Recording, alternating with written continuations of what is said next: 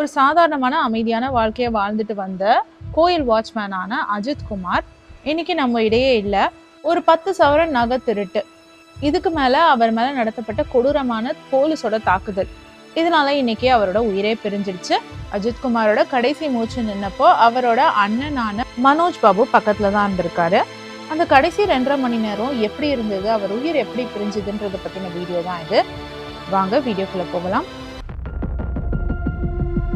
இது அஜித் குமார் லாக்அப் டெத்தோட follow up video தான்.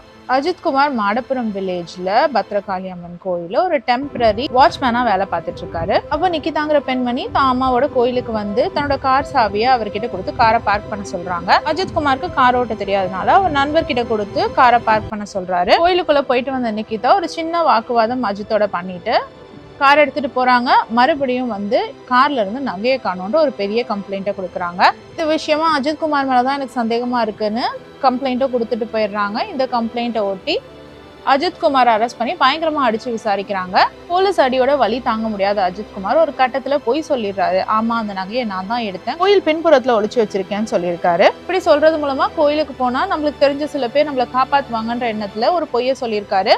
போலீஸும் நீ எங்க ஒளிச்சு வச்ச நகையன்னு கூட்டிட்டு வந்து காட்டுறாங்க. அங்க திரும்பவும் அஜித் குமாரை அடிக்க தொடங்குறாங்க. அப்ப அஜித் சொல்றாரு, இல்ல நான் இது சொன்னதெல்லாமே ஒரு பொய்யின்ட்டு. இந்த நேரத்துல அஜித் குமாரோட அண்ணனான மனோஜ் பாபுவும் அங்க போயிடுறாரு.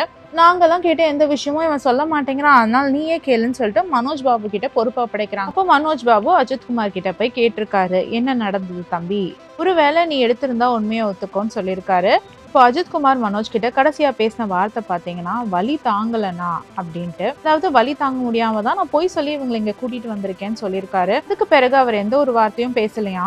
மனோஜ் பாபு அஜித் குமார் பக்கத்துல போகும்பொழுது அவர் மேல கஞ்சா வாடை வந்ததா சொல்றாரு. இது மட்டும் இல்லாம அங்க இருந்த போலீஸும் சொல்றாராம், ஏன் ட்ரீட்மெண்ட் வேற மாதிரி இருக்கும், போயிட்டு கஞ்சா எடுத்துட்டு வா அப்படின்னு சொல்லிட்டு. அது கஞ்சா கொடுத்து அடிக்கும் பொழுது அந்த வலி தெரியாம இருக்கும்ல, அந்த காரணத்துக்காகவா என்னன்னு தெரியல, மோசமா அவரை சித்திரவதை பண்ணிட்டு இருக்காங்க, தொடர்ந்து அடிச்சுக்கிட்டே இருக்காங்களாம். இதை பக்கத்துல இருந்து அவரோட அண்ணனும் பாத்துக்கிட்டு இருக்காரு. அந்த பக்கமா கோயில கிராஸ் பண்ண அவங்க அக்கா பையனும் அஜித் குமார் அடி வாங்குறத பாத்துருக்காரு. வந்து அடிக்கிற சவுண்ட் கேட்டுச்சு, பார்த்தா எங்க மாமாவோட கை 2 கை உடைச்சாங்க, உடைச்சிட்டு தண்ணி கிட்ட செருப்பு அடிச்சிருக்காங்க சார். இந்த மாதிரி கையை திருப்பி உடைக்கும் போதுதான் சக்தீஸ்வரன்றவர் மறைஞ்சு நின்று வீடியோ எடுத்திருக்காரு பாத்ரூம்ல இருந்து. இதுக்கு பிறகு அஜித் குமார் தண்ணி கேட்டிருக்காரு குடிக்கிறதுக்கு கூட. கொஞ்சம் கூட வெறி அடங்காத போலீசார் தண்ணியில மிளகாத்தூளை கலந்து கொடுத்திருக்காங்க. இந்த எரிச்சல் தாங்காம இன்னும் கொஞ்சம் தண்ணி கேட்டிருக்காரு அஜித் குமார். தண்ணி கொடுக்காம திரும்பவும் அடின்னு போட்டு அடிச்சிருக்காங்க. காலால தொண்டையில மிதிச்சிருக்கிறாங்க. அந்த வலியோட அடியை தாங்க முடியாம எக்ஸ்ட்ரீம் பெயின்ல அன்கான்சியஸ் ஆகி அஜித் குமார் கீழே விழுகிறாரு. பக்கத்துல அவரோட அண்ணன் செய்வதறியாம நிக்கிறாரு.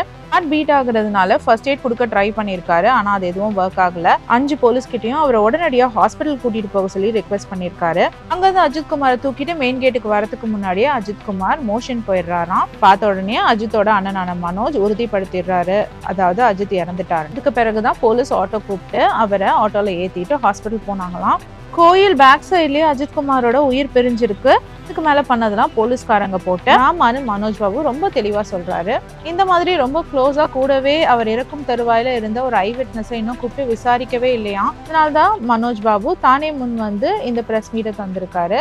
இப்போ இந்த கேஸ் சிபிசிஐடி கையில இருக்கு. இந்த கம்ப்ளைண்ட்டை கொடுத்த நிக்கிதா, நான் கம்ப்ளைண்ட் மட்டும் தான் கொடுத்தேன், அதுக்கு பிறகு நடந்த எந்த ஒரு விஷயத்துக்கும் எனக்கும் சம்பந்தமே கிடையாது, எனக்கு எந்த ஒரு பெரிய ஆஃபீஸரையும் தெரியாது, எந்த ஒரு பெரிய இடத்துலையும் தொடர்பும் கிடையாது, நான் ஒரு சாதாரண பொண்ணு அப்படின்ற மாதிரி சொல்லியிருக்காங்க. மட்டும் இல்லாம நான் அஜித்தோட மரணத்துக்கு அவங்க அம்மா கிட்ட எவ்வளோ சாரி சொன்னாலும் பத்தாது அப்படிங்கிற மாதிரி சொல்றாங்க. இப்போ வரைக்கும் நிக்கிதா கொடுத்த கம்ப்ளைண்ட் உண்மைதானா, நகை எங்க இருக்கு அப்படின்றத பத்தின ஒரு விவரமும் தெரியல. சாதாரண நகை திருட்டு கேஸ், அதை வந்து ஒழுங்கா இன்வெஸ்டிகேட் பண்ணியிருந்தாலே எங்க போச்சுன்னு கண்டுபிடிச்சிருக்கலாம். இந்த அளவுக்கு அடிச்சு விசாரிக்க வேண்டிய அவசியம் என்ன இருக்குதுன்னு தான் தெரியல. இப்போதைக்கு கேஸ் சிபிசிஐடி கையில இருக்கு. சந்தேகம்னு சொல்லி விசாரிக்க கூட்டிட்டு போய் இப்போ ஒரு உயிரே போயிடுச்சு. இந்த உயிருக்கான பொறுப்பை யார் எடுக்க போறா? இதற்கு இழப்பீடா கவர்மெண்ட் என்ன கொடுத்தாலும் அஜித் குமாரோட உயிர் திரும்பி வரப்போகுதா?